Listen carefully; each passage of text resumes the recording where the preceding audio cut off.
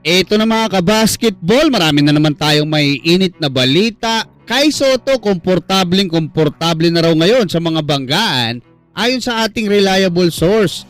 At kaya niyang malampasan yung 8 points at 7 rebounds na average sa Summer League ng dalawang Australian na naging dahilan para makakuha sila ng mga NBA contract.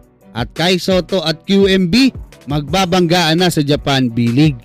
Pero bago yan, huwag kalimutan mag-like at mag-subscribe bilang pagsuporta.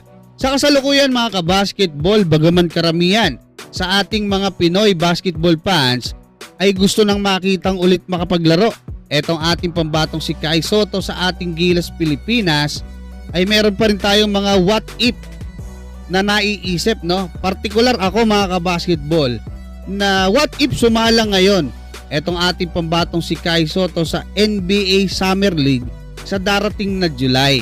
Mas malaki nga ba yung chance niyang makakuha ng kontrata sa NBA kumpara noon nung naglaro siya sa Orlando Magic noong 2023? Ano nga ba yung kaibahan mga kabasketball ng Kai Sotto noon at ng Kai Sotto ngayon? Kasi ang totoo mga kabasketball, yung paglalaro sa NBA Summer League, hindi po yan mahirap. Para nga dito sa agency ni Kai, no? Na alam naman natin napakaraming mga NBA players na hawak at nadala na rin si Kai doon sa NBA Summer League doon nga sa Orlando Magic noong 2023. So paliwanag ko lang yung kaibahan mga kabasketball noon naglaro si Kai noong 2023 dyan nga sa Orlando sa Summer League. Injured po siya noon. Injured po siya sa likod. Yun nga yung ininda niya, no? Yung pangalawang laro na.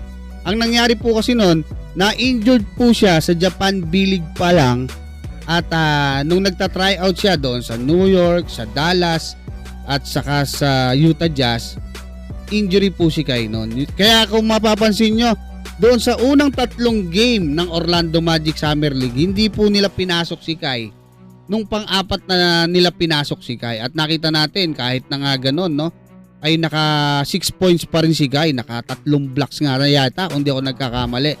Pero ang isang pinupunto natin, isang kaibahan, si Kai Sotto noon ay hindi healthy katulad ng estado niya ngayon.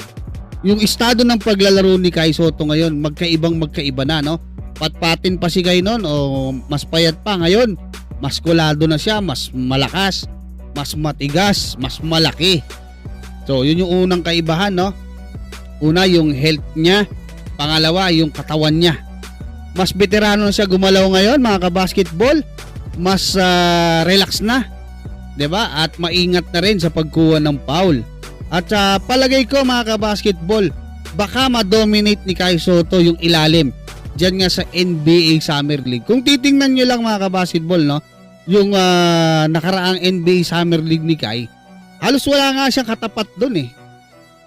Yun nga lang, nagkataon na injured siya at manipis pa siya that time. Pero kung ngayon siya sasalang sa ganyang kalakas niya, actually nakausap ko nga, no, yung isang reliable source natin sa Japan at sinasabi niya nga na komportable na raw si Kai sa banggaan. So ibig sabihin, yung health niya mga kabasketball papunta na ng 100%. So yun yung isang sinasabi ko mga kabasketball. Eto pa, no, sinilip ko yung si Dupree mga kabasketball, Australian to, at saka itong si Jack White. Naglaro rin po sila sa NBA Summer League. Actually, yung isa nakasabay ni Kai, no, etong si Dupree, nag-a-average lang po siya doon sa 4 na game niya sa NBA Summer League ng 7.8 points at 4.2 rebounds sa loob ng ilang minuto to, 16 minutes sa paglalaro. So ano ibig ko sabihin? Big man din to mga kabasketball. Kung kakayanin ni Kai na malampasan niyang almost 8 points na yan at 4 rebounds, malaki yung chance makakuha siya ng kontrata sa NBA. Ito pa yung isa, si Jack White mga kabasketball, no?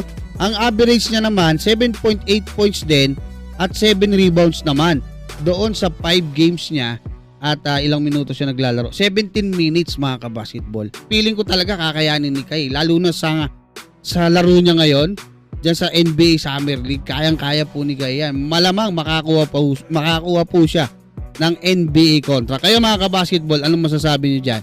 At mamaya nga pala, magkakaroon ng bakbakan etong ating pambatong si Kai Sotto at yung isa pa natin big man sa Gilas Pilipinas na si QMB dyan sa Japan B-League, no? Koshigaya Alpas kontra sa Chiba Jets. So kayo mga kabasketball, anong masasabi nyo? Hanggang dyan, maraming salamat at God bless sa inyong lahat.